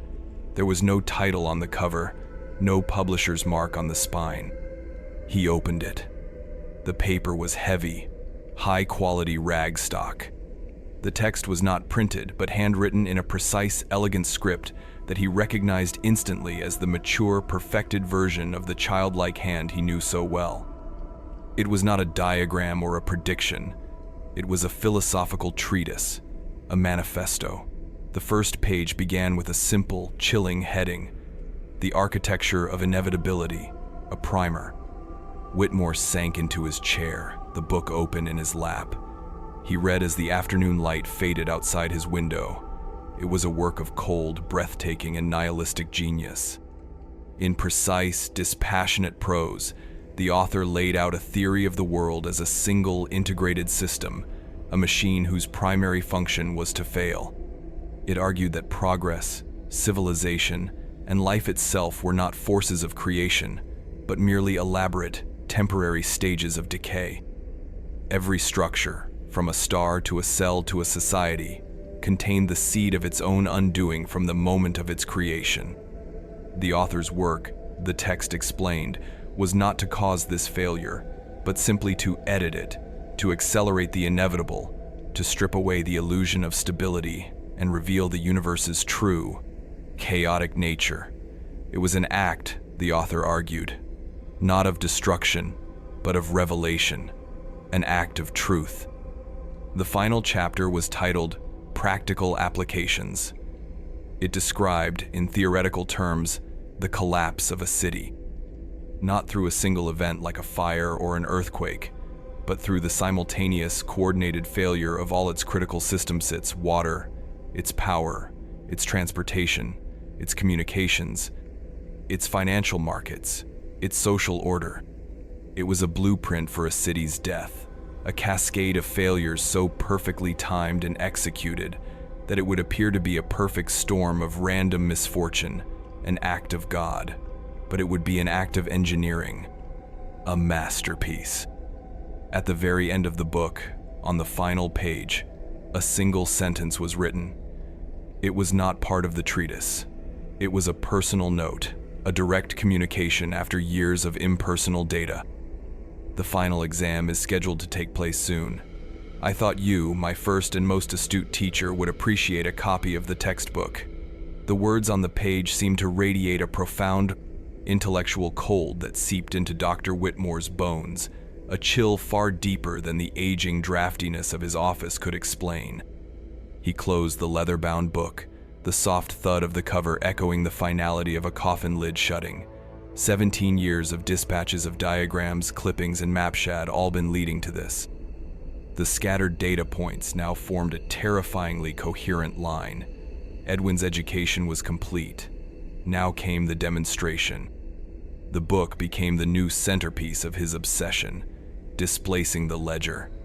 He read it again and again, each time discovering new layers of its cold, intricate logic. It was a perfect distillation of the mind he had first encountered in the quiet orphan boy. The same detached curiosity, the same unnerving precision, now honed and magnified into a comprehensive philosophy of ruin. Whitmore, a man who had dedicated his life to mending, to holding back the tide of decay one patient at a time, was now the sole possessor of the sacred text of the world's great unmaker. The irony was a constant, bitter taste in his mouth. He knew he had to do something. The vague, theoretical threat of the book's final chapter felt more concrete and imminent than any diagram of a bridge or a mine. The final exam. The phrase suggested a specific target, a grand, culminating project. But where? New York, the postmark on the package, was a city of millions, a labyrinth of potential targets so vast as to be functionally infinite. How could he possibly find the focus of Edwin's attention in a place like that? The answer, he realized, was not in New York. The answer was in the past. It was in the Black Ledger. For weeks, Whitmore immersed himself in his own grim archive. He spread the diagrams and clippings across the floor of his office, transforming the room into a sprawling, two-dimensional map of Edwin's life's work.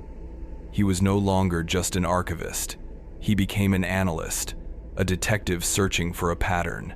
He ignored the what, the explosions, the collapses, the death sand focused on the why. Not Edwin's philosophical why, but his practical, methodical why. What was the common thread in his choice of targets? At first, he saw none. A ferry, a mine, a mill, a bridge, a market. They seemed random, opportunistic. But as he stared at the collection, as he let the details soak into his mind, a subtle theme began to emerge. It was a theme of arrogance, pride. Each target was, in its own way, a symbol of human achievement and confidence. The Morning Star was the fastest ferry on its route. The Silver Queen mine used the most powerful new drilling technology. The Pemberton Mill was a fireproof marvel of modern architecture. The Pennsylvania Trestle was the longest span of its kind. Edwin wasn't just attacking infrastructure, he was attacking hubris. He was systematically demolishing the monuments that humanity built to its own perceived mastery over the natural world. He was a theologian of entropy, punishing the sin of pride.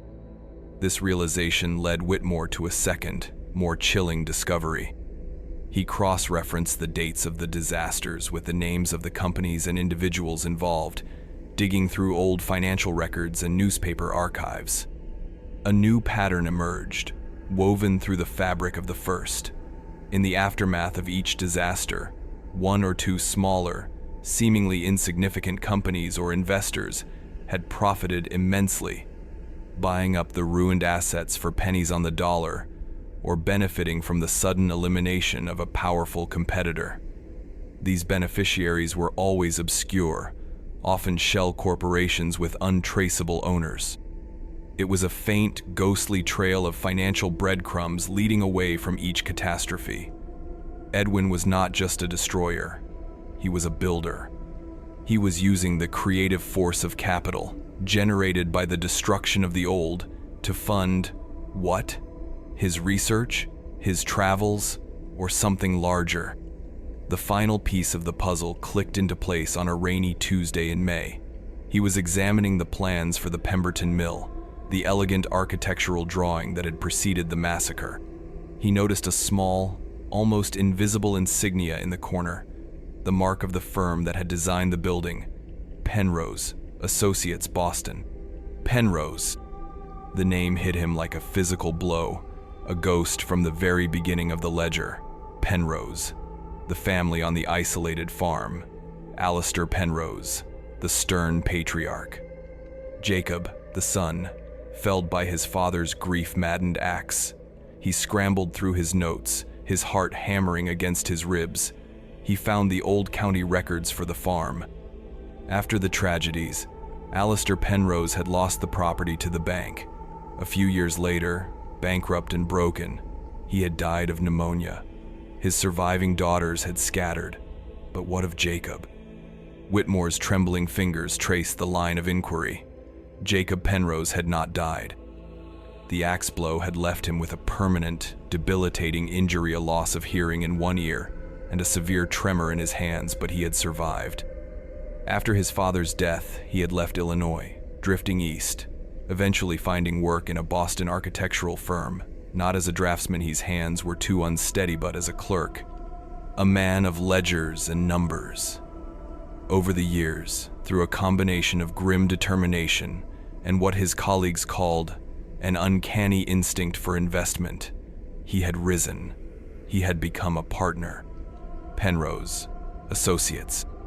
Whitmore stared at the name, a vast and terrible understanding dawning. It was a callback loop of epic proportions. Edwin had not chosen the Pemberton Mill at random. He had not chosen it because it was a symbol of hubris. He had chosen it because it was Jacob Penrose's monument, the boy he had used as a tool to break a family. He now used the man's own creation to break a city. It was an echo, a signature, a ghastly personal message across time. This was the key. To find Edwin's next target, he had to find the next echo. He had to search not for structural weaknesses, but for biographical connections. Where had the other survivors of his childhood experiments ended up? The children from the schoolhouse fire, the deputy who had let him escape. He began to write letters, to hire private inquiry agents in distant cities, spending what was left of his savings to trace these faint, forgotten threads of human life, all of them radiating outward from that single terrible year in Galesburg. He was mapping the diaspora of the damned. The answer came from Chicago. An inquiry agent, a former Pinkerton man with a reputation for discretion, returned a report on one of the children who had survived the schoolhouse fire, a girl named Annalise Schmidt.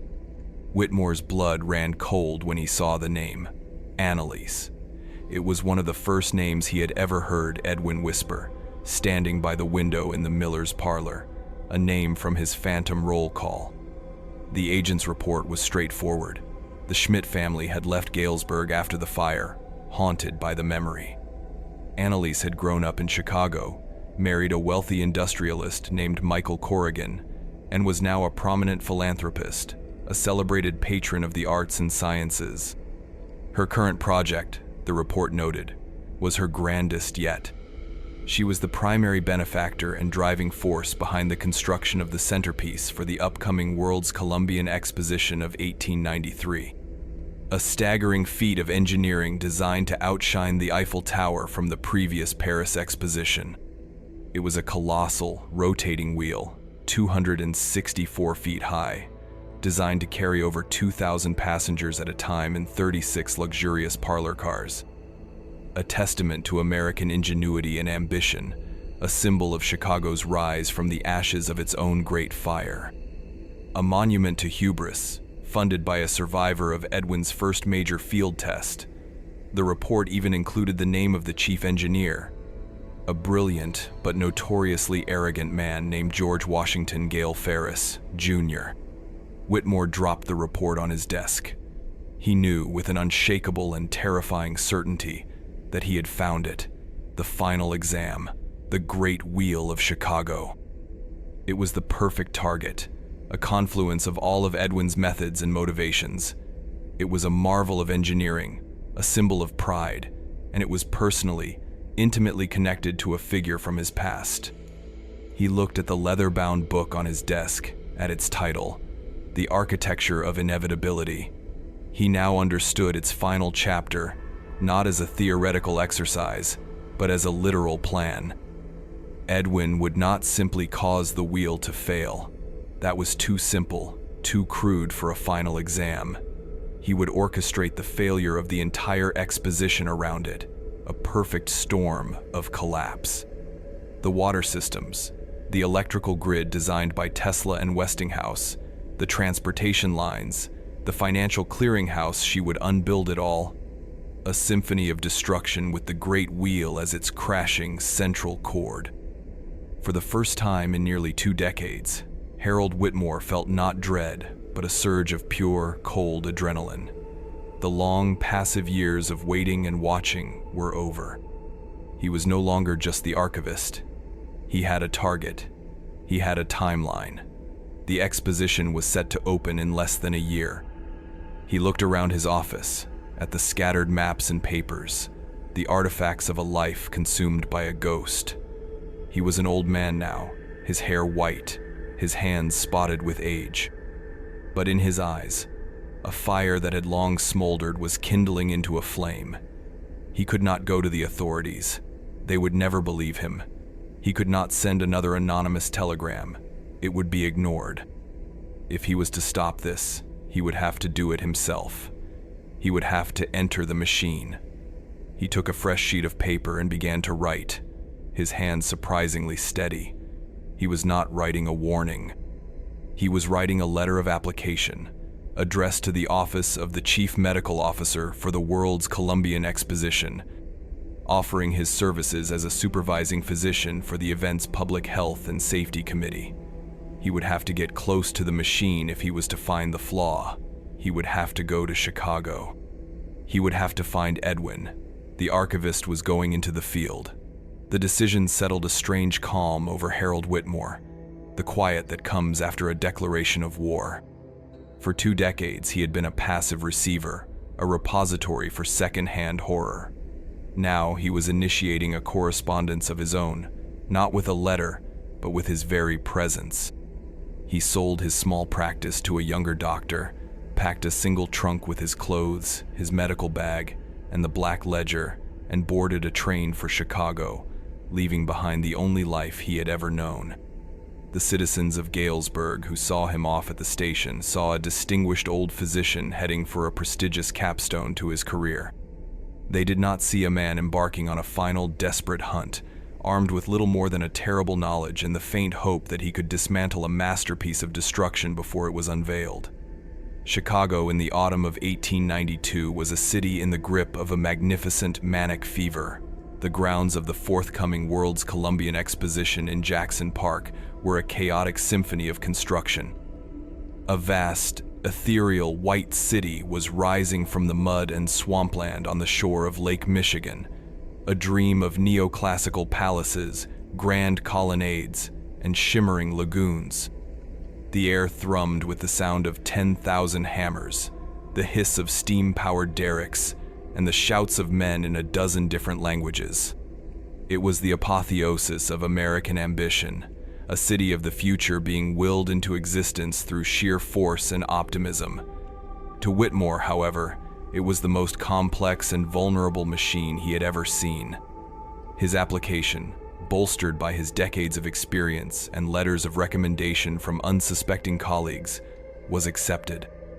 He was assigned a small Spartan office in the administration building, a grand gilded structure that served as the nervous system for the entire enterprise. His official duties were mundane, reviewing sanitation plans, establishing protocols for emergency medical response, liaising with the city's Board of Health. But his real work began after hours, when the offices emptied and the gas lamps were lit. He used his official credentials to gain access to the blueprints and schematics for every major system in the exposition: the revolutionary electrical grid designed by Westinghouse, the massive water purification pumps, the intricate network of intra-site railways. He spent his nights poring over these documents, searching for the telltale signs of a weakness, the subtle flaw that Edwin would seek to exploit. He was looking for the ghost in the machine, the signature of his nemesis hidden in the language of engineering. He was looking for a worn latch on a stove, a fatigued rivet on a boiler, a cracked pillar in a foundation. But he found nothing. The plans were meticulous, the engineering sound. The architects and engineers of the White City, driven by professional pride and the eyes of the world, had built their creation to last. This perfection, this lack of any obvious flaw, was more terrifying than any visible weakness. It meant that Edwin's plan would be more subtle, more complex. He would not be breaking a single component. He would be manipulating the system itself, turning its own strengths against it. The sheer scale and interconnectedness of the exposition was its greatest marvel, but Whitmore realized it was also its greatest vulnerability. A failure in one system would cascade into the others, creating a domino effect of catastrophic proportions. His investigation led him, inevitably, to the Great Wheel. It stood apart from the main court of honor, dominating the midway plaisance, a colossal spiderweb of steel girders and tension rods slowly taking shape against the sky. It was a machine of unprecedented scale and complexity, a marvel of balance and force. Whitmore stood at its base for hours, watching the construction crew's skyriders. The newspapers called them scampering across the steel skeleton like spiders on their web. He studied the massive axle, a single piece of forged steel that was the largest of its kind in the world. He examined the foundations, concrete piers sunk deep into the Chicago clay. He could find no flaw. The engineer, Ferris, was a genius of redundant safety and structural integrity. Frustrated, Whitmore changed his tactics. If the weakness was not in the machine, it had to be in the men who ran it. He began to study the personnel files, the social networks, the political rivalries within the exposition's leadership. He attended the endless committee meetings, not listening to the official business, but observing the men around the table. He watched for the flicker of greed, the shadow of a secret debt, the tremor of a hidden vice. He was searching for the human point of failure, the man whose fear or pride could be leveraged to unlock a door, to look the other way, to sign a falsified order. He was trying to think like Edwin. It was during this phase of his investigation that he first saw her, Annalise Corrigan, née Schmidt. She was touring the grounds with a retinue of exposition directors, a figure of serene elegance in a city of mud and sweat. She was in her late 30s, a handsome woman with intelligent eyes and an air of unshakable confidence. She was the picture of a life rebuilt, of trauma overcome and transmuted into strength and charity. Whitmore watched her from a distance as she spoke with George Ferris, the wheel's creator, her gloved hand gesturing toward the colossal structure that her fortune had helped to build. There was a look of fierce, maternal pride on her face. He saw no weakness in her, only strength. But as he watched, he remembered the name Annalise whispered in a parlor 20 years ago. Was it possible Edwin had been planning this even then? Had he seen in the face of a terrified schoolgirl the future philanthropist who would one day build his grandest stage? The thought was monstrous, suggesting a prescience that bordered on the supernatural. It was a level of methodical planning that dwarfed anything Whitmore had ever conceived. He was not just playing chess, he was playing against an opponent who had seen the outcome of the game before the first piece was ever moved. Desperate, Whitmore focused his attention on the small, anonymous men, the cogs in the great machine. He spent his evenings in the taverns and boarding houses near the construction site, listening to the gossip of the workers. He learned of rivalries between riveting teams, of gambling debts held by foremen, of stolen supplies and watered-down concrete.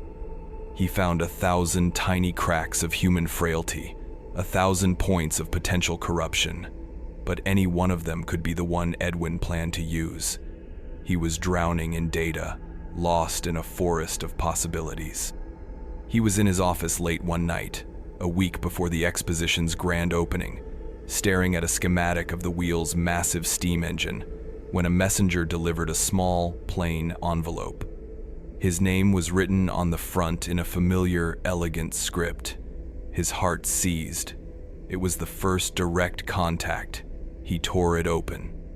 Inside was not a diagram, but a single embossed ticket for a private pre-opening ride on the Great Wheel, scheduled for the following evening. Tucked behind the ticket was a small folded note. "I knew you would come," it read. "The machine is most beautiful just before it is turned on. Meet me at the summit. It is time for your final lesson." The note felt impossibly heavy in Dr. Whitmore's hand, a weight of 21 years of dread condensed into a few lines of perfect script. The summons was not a threat, but an invitation to a lecture, a final, intimate tutorial from the master to his most dedicated student. The long, one-sided correspondence was about to become a conversation. He looked from the note to the ticket, its elegant gold lettering glinting in the gaslight.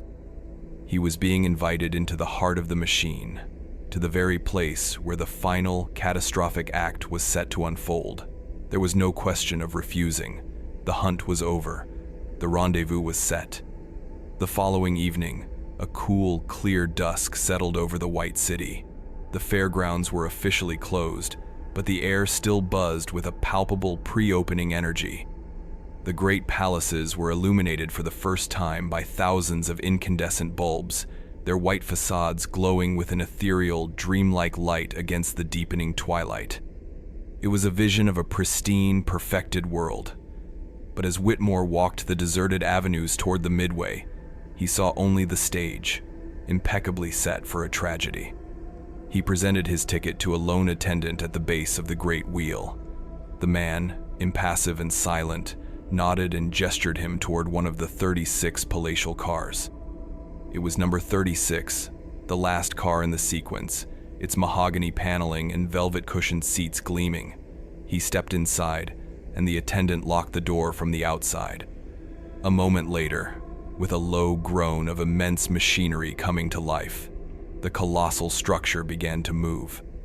The ascent was slow, smooth, and silent. The chaotic landscape of the Midway fell away, replaced by the breathtaking panorama of the illuminated fairgrounds, a geometric wonderland of light and shadow bordered by the vast, dark expanse of Lake Michigan. As the car rose higher, the sounds of the city faded, replaced by the whisper of the wind and the faint, rhythmic pulse of the engine far below. It was profoundly peaceful, a detached, godlike perspective on the world. Whitmore understood why Edwin had chosen this place. It was a physical manifestation of his own detached, analytical viewpoint. The car reached the apex of its journey, 264 feet above the ground, and stopped. For a moment, Whitmore was alone, suspended between the starry sky and the glittering city. Then, the door to the adjoining car slid open. A figure stepped across the narrow gangplank that connected them. He was a man in his early 30s, dressed in a perfectly tailored dark suit. He was tall and slender, with the same pale hair and flat, intelligent eyes that Whitmore had seen in the 10-year-old boy. The face was older, honed by time and experience into a mask of calm, aristocratic authority, but the stillness was the same, the absolute unnerving immobility. It was Edwin Clark. "Dr. Whitmore," he said, his voice a calm, resonant baritone. It held no trace of malice, only a quiet, academic satisfaction. "Thank you for coming. I was afraid you might have grown tired of my work." "What is this, Edwin?" Whitmore asked, his own voice sounding thin and reedy to his ears. "A final gloat before you bring this all down." Edwin smiled, a faint, cool expression. "A gloat? No, doctor. This is a demonstration, a graduation. And I wanted you, the only man who ever truly understood the nature of my studies, to have the best seat." He gestured to the panoramic view. "Look at it, a perfect system, orderly, beautiful, and catastrophically fragile. They believe they have conquered the swamp, conquered the darkness, but they have only built a more elaborate cage." "The wheel," Whitmore said, his gaze fixed on Edwin. "How will you do it? The axle, the engine?" Edwin gave a soft, dismissive laugh. "Doctor, please. After all these years, you still think in such physical terms. Breaking the wheel would be a trivial act of vandalism, crude, uninteresting. My thesis is far more elegant." He walked to the window and looked down, not at the wheel's structure, but at the administration building, glowing in the distance. "The weakness is not in the steel, it's in the paper, in the trust." He turned back to Whitmore. "The exposition is a monument to confidence, both structural and financial. The entire enterprise is leveraged, insured, and underwritten by a consortium of banks, both here and in New York. Their faith in this project is absolute. But that faith is based on a single, flawed assumption that their financial assets are secure." A cold dread, colder than the high-altitude air, began to seep into Whitmore. "What have you done?" "For the past 5 years," Edwin explained, his tone that of a professor delivering a lecture, "I have been using the small pockets of capital generated by my earlier projects to acquire a controlling interest in a number of small, seemingly insignificant telegraph and wire services, the ones that carry the financial data between Chicago and Wall Street. Tonight, at precisely 9 o'clock, a series of coordinated, contradictory, and utterly false reports will be sent. Reports of structural failures here at the fair, reports of fires, a report of a cholera outbreak in the dormitories. At the same time, reports will be sent from New York to Chicago of a panic on the stock exchange, of major banks failing. It will be a manufactured echo chamber of financial terror." He paused, letting the scope of it sink in. "The men in that building," he said, nodding toward the distant administrative hub, "will believe they are ruined. The men in the banks in New York will believe the same. They will try to sell, to call in loans, to liquidate assets that, according to the false information, no longer exist. In a world that runs on paper promises and electric whispers, the perception of collapse becomes the reality of collapse. It requires no explosives, no fire. You simply introduce a virus into the information stream. The system, in its blind panic, will tear itself to pieces. By morning, the global markets will be in free fall. The White City will be a bankrupt ghost town before it even truly opens, a monument to nothing." Whitmore stared at him, finally understanding the true, terrifying scale of Edwin's art. He was not an engineer of material destruction. He was an architect of chaos itself. "Why?" Whitmore whispered. "For God's sake, why?" Edwin's calm expression faltered for the first time. A flicker of something ancient and weary passed through his eyes. "You still ask that question," he murmured, "because it is built to fail, all of it. The universe is a clock winding down, a story that ends in silence. I am not the author of that ending, Doctor. I am merely an editor. I am tidying the story, trimming the unnecessary chapters of hope and ambition, and helping it reach its inevitable, silent conclusion more efficiently." He looked at his pocket watch. "It is almost 9. In that moment, something shifted in Harold Whitmore.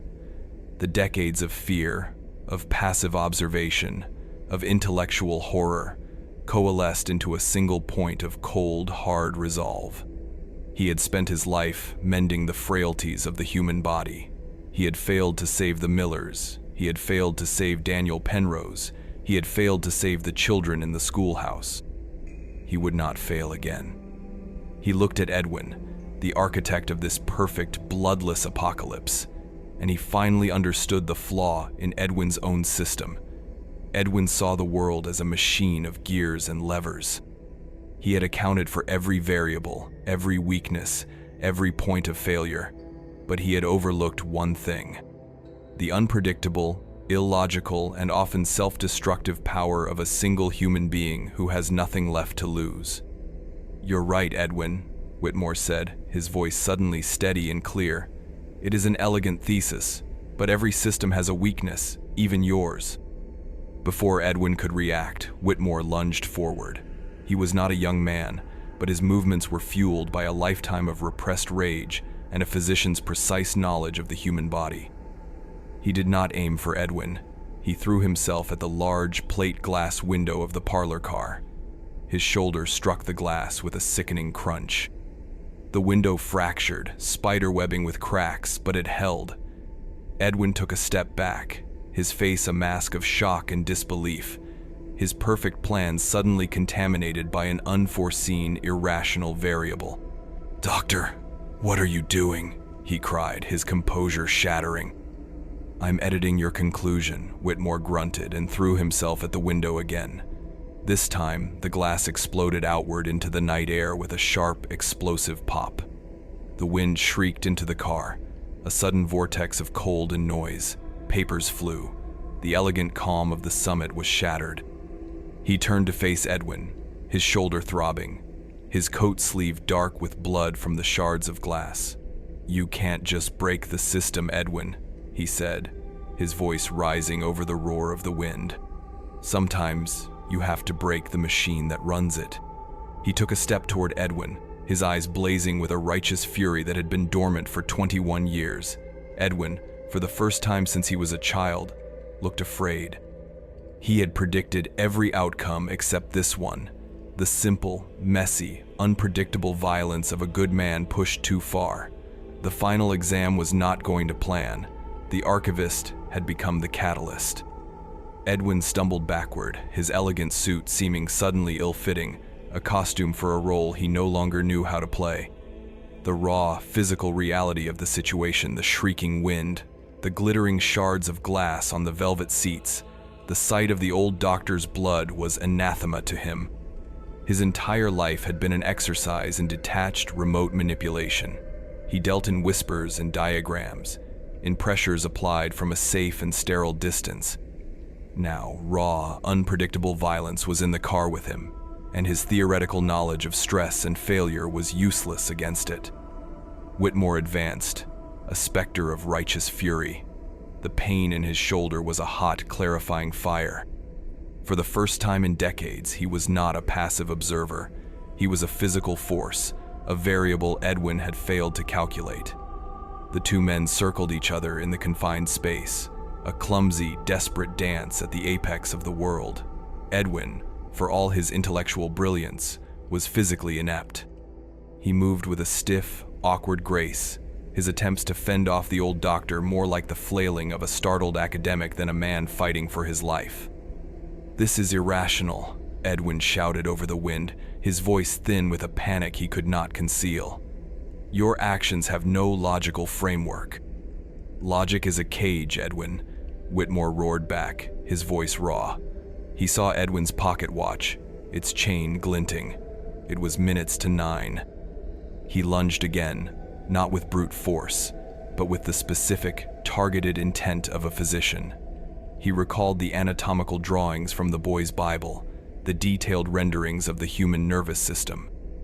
As Edwin raised an arm to block him, Whitmore's hand shot out, his fingers digging into the precise point at the side of Edwin's neck, just below the earth brachial plexus, a nexus of nerves he had studied 1,000 times.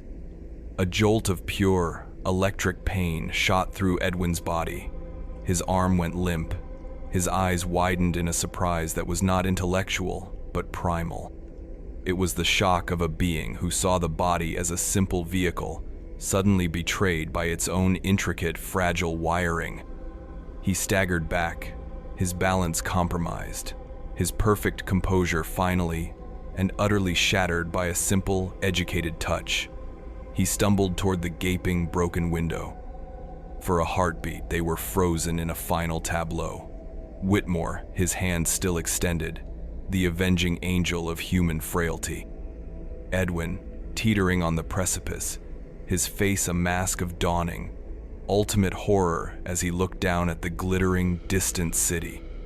He, the master of the God's eye view, was about to be reclaimed by the simplest and most unforgiving law of all.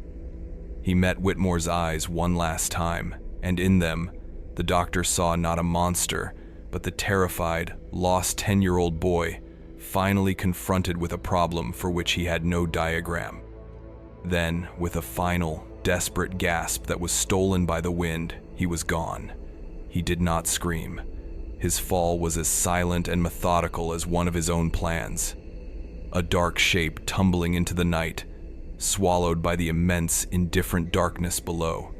A final, perfect, vertical line. The architect of ruin, unbuilt by gravity.